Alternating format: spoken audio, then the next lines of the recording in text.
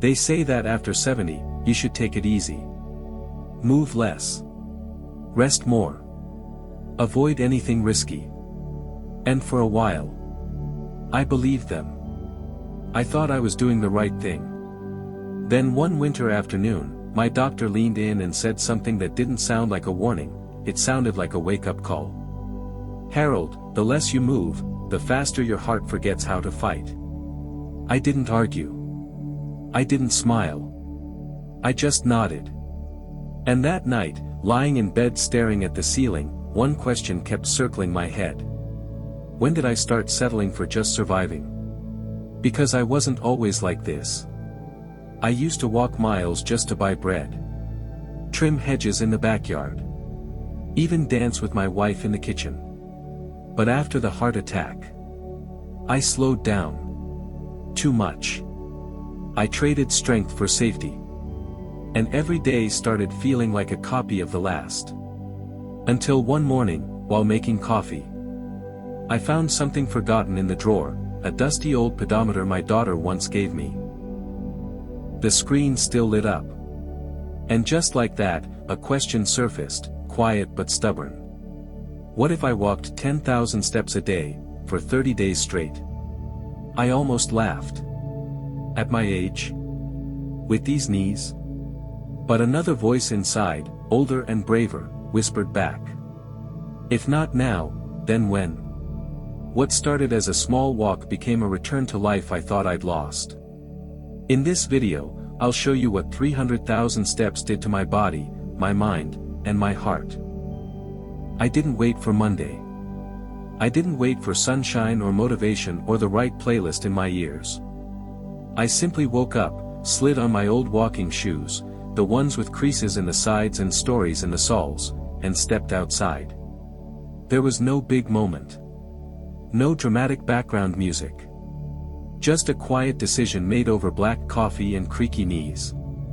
The kind of decision you make is not because you're ready, but because you're tired of waiting to feel ready. The air that morning felt honest, cool but not cold, like it was watching me from the trees. I walked slowly, not because I couldn't go faster, but because I didn't want to rush past what I hadn't noticed in years. My body moved like it was unsure if this was real. My legs are heavy. My back is stiff. But something, maybe pride, maybe fear, maybe just the rhythm of my breath, told me to keep going. I didn't aim for 10,000 steps. That number wasn't the goal yet. The goal was motion. The goal was momentum. I walked through streets I'd forgotten had names, past gardens that still bloomed without me noticing. A dog barked. A boy kicked a soccer ball into a fence. And for the first time in a long time, I didn't feel like a man recovering from a heart attack. I just felt present. When I got home, I looked down at the pedometer. 10,218 steps. I had done it. I sat on the porch, shoes muddy, heart steady, and let myself laugh. Not because it was funny, but because it was real. That night, I didn't just sleep better, I slept deeper. My dreams had color again. My chest didn't feel tight. I woke up and didn't immediately reach for my blood pressure monitor. That, to me, was worth more than any applause. Over the next few days, I walked the same loop. Past the mailbox with the dent from 2009. Around the corner, where the old widow used to wave from her window. Across the sidewalk with the uneven tile I once tripped on. Nothing about the route changed. But something in me did. I started to crave the rhythm. The way my feet found patterns in the gravel. The feeling of the wind brushing across my ears. The quiet ache in my thighs reminded me I was still using them. By day 4, I wasn't walking out of guilt or fear. I was walking because my body was asking for it. That morning, I took a new turn. It hadn't walked in over 10 years. It led me to a small park tucked behind a library. I used to take my daughter there when she was little. The bench under the maple tree was still there, old, cracked, faithful. So were the ducks. I sat down, let the past catch up to me, and opened the notebook I'd started keeping. I wrote one line, "I don't feel younger. But I feel real again." And somehow, that felt more important than youth ever did. The second week didn't greet me like the first. It didn't cheer me on. It waited quietly, and when I showed up, it gave me pain. My knees felt heavier. My back tightened like a door I hadn't opened in years. Even my breath, which had found its rhythm last week, felt shallow again.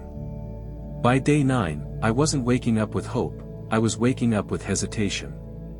I sat on the edge of my bed that morning and stared at my shoes. They looked tired. Maybe I did too. I thought, no one's watching. What's the harm in skipping just one day? But something in me still believed that missing one day might turn into missing them all. Then came the rain. Day 11 was cold from the moment I opened my eyes. Not in the room, in the bones. Outside, the sky hung low, and by breakfast, the streets were soaked. I stood by the window holding my pedometer in one hand and my pride in the other. 10 days was already more than I thought I had in me. Maybe this was a good place to stop. I didn't move for over an hour. I didn't put on my coat. I didn't tie my laces. I just listened to the rain knocking on the roof like an old friend I didn't want to see. But then, I don't know why, I stood up. Not bravely. Not suddenly. Just slowly, like someone who'd run out of arguments. I tied my shoes without a goal. I stepped outside without a plan. And I started walking. Through the wind. Through the puddles. Through the ache that followed every step. I walked not to succeed, but simply not to surrender. I didn't reach 10,000 that day. 6,000 and a little. But when I got back, soaked to the skin, I felt strangely steady. Not proud, not yet, but honest. Like I had shown up for myself even when I didn't feel like I deserved it. That night, I wrote in my notebook. Day 11, no glory, no finish line, but I showed up. And sometimes, that's the most important step of all. I didn't notice the shift right away. There was no big sign. No perfect sunrise. Just a quiet difference. The soreness in my knees was still there, but it didn't stop me. The tightness in my lower back would still greet me each morning, but it no longer dictated how my day would go. Something had changed, not in my body, but in the part of me that had stopped trusting it. By the start of week 3, I no longer needed to convince myself to walk. I didn't wake up wondering if I could do it. I just did. It was like brushing my teeth. Just something I did because it was mine to do. And that, more than anything, felt like progress. On day 15, I took my usual path but extended it a little farther without thinking. I walked past the park. Past the church. To the old train station. The last time I'd walked that far was years ago, when my wife and I used to bring a thermos of tea and sit on the bench to watch trains go by. That bench was still there. Faded. Rusted. But standing. I sat down for a moment. Not because I was tired, but because I wanted to remember. I closed my eyes and just listened, not to the world, but to my breath, my pulse, the quiet inside me. It wasn't loud or triumphant. It was steady. That, to me, was new. When I returned home and checked my steps, it read 11,042. I hadn't planned it. I hadn't chased the number. It just happened. I smiled to myself. There was no rush of pride. No thought of achievement. Just peace. A sense that maybe, just maybe, I was becoming someone who walks. That week, I also started noticing how much else had changed. My sleep was deeper. My thoughts were clearer. I found myself humming while making breakfast, something I hadn't done since before the heart attack. I didn't even realize it until I caught myself stirring oatmeal to an old jazz tune from memory. On day 17, I stepped on the scale and saw the number drop by nearly 3 pounds. But more important than that, I realized I hadn't thought about my blood pressure all week. I hadn't measured it. I hadn't feared it. For the first time in a long time, my body didn't feel like a ticking clock. It felt like home again. Then came day 19. It was a gray morning, nothing special. I walked through my neighborhood as usual. Same streets. Same fences. Same tree with the broken branch. I keep meaning to report to the city. But that morning, as I passed the schoolyard, a boy pointed at me and said, "That guy walks every day." His friend asked, "Even when it rains?" And the first boy nodded. "I saw him last week. He was soaked." I didn't say anything. Just kept walking.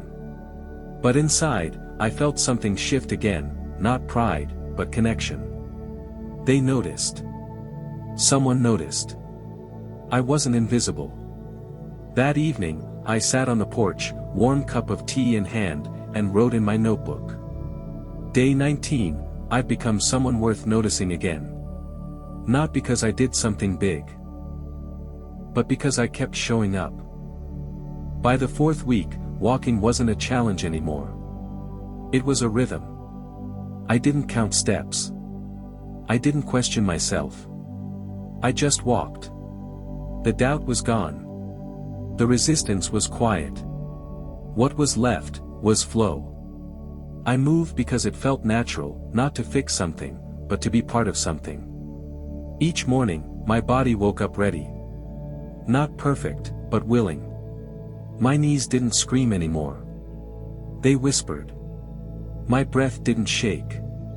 It settled. I still got tired. But the tiredness felt clean, not crushing. It felt earned. One morning, I walked without my pedometer. I forgot it on the counter. Normally, I would have turned back. Not this time. I just smiled and kept walking. Because I had nothing left to prove, not to the world, not to myself. That, to me, was freedom. I found new paths that week.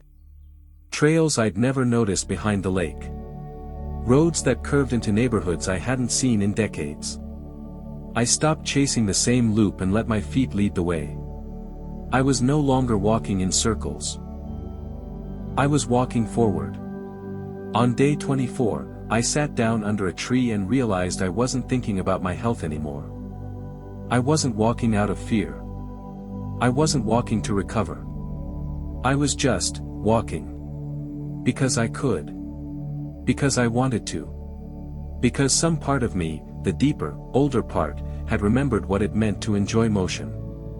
I watched the wind move through the branches. Watched birds land and lift again. Watched a father hold his daughter's hand as they crossed the street. I didn't rush to leave. I didn't check my watch. I didn't even want to. That evening, I wrote in my notebook. Day 24, today I walked like I had nowhere to be, and somehow I arrived somewhere I didn't know I was missing. Day 30 didn't feel like a finish line. There was no music. No trophy. Just me, my shoes, and the road I had walked for 30 days. And that was more than enough. That morning, I stood at my front door a little longer than usual. I wasn't in a hurry. I wasn't chasing a number. I just wanted to remember how far I'd come, not in miles, but in meaning. The first day, I had walked to prove I still could. Somewhere along the way, that changed. I stopped walking to escape fear. I started walking towards something better. Peace. Strength. Quiet joy. Now, my steps felt lighter. My mind is less noisy. My body, still aging, still flawed, had become a partner again, not an enemy. I didn't walk fast that day. I didn't try to beat a record. I walked slowly. Present. With every step, I whispered thanks. For my heart. For my legs. For the chance to keep moving. I reached the old bench in the park around midday. The one with the crack in the wood and the graffiti that never quite fades. I sat down, looked around, and felt something I hadn't in years. Not pride, but alignment. Like everything inside me had finally come home. I opened my notebook and wrote the last line. Day 30, I thought I was chasing health. But what I found was myself. If you're watching this, and your feet are restless, I want you to know, it's not too late. You don't need perfect knees, or fancy shoes, or sunny skies. You just need to show up for one step. And then another. And then another. I've left the 30-day walking tracker below. Print it. Fill it in. Make it yours. And if you feel like you're doing it alone, you're not. There's a quiet little community walking with you. One step at a time. Drop a comment below if you're starting today. You never know, your story might be the nudge someone else needs. We walk together. Always.